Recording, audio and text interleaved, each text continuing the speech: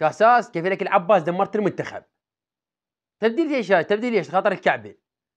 تنزل لك لاعبين أصلًا ما نعرفهم وما عندهم انسجام ويا اللاعبين ويا المنتخب وما واخذين طريقة الجمهور، والله العظيم أصلًا ما شايفينهم. وين زيدان؟ النص ماكو، صايرة تشولي، ماكو هيج حكي.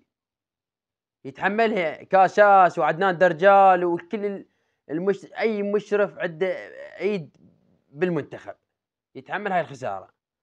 خسارة صار لها 4 أشهر لحد الآن ما جبت لك إيش كم لاعب زينين براسهم حظ، واكو لاعبين بس ما نزلهم كاساس. شنو والله فلسطين تفوز علينا؟ شنو فلسطين؟ والله العظيم عندك لاعبين تاخذ بهم كاس العالم.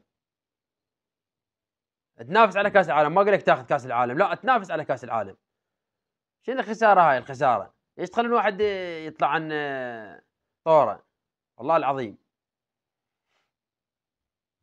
زين احنا عندنا مسائل لعبة يعني تفوز يعني يصير عندك نتائج حلوة. ليش تخسر؟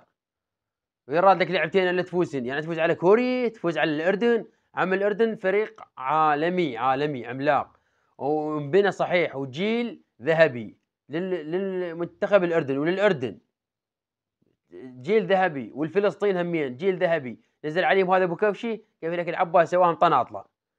لا ابراهيم بايش ولا غيره ولا علي جاسم اللي حصل هاي سياره وبيت هاي بعد حتى الطابه ما يعرف يطقها يوم.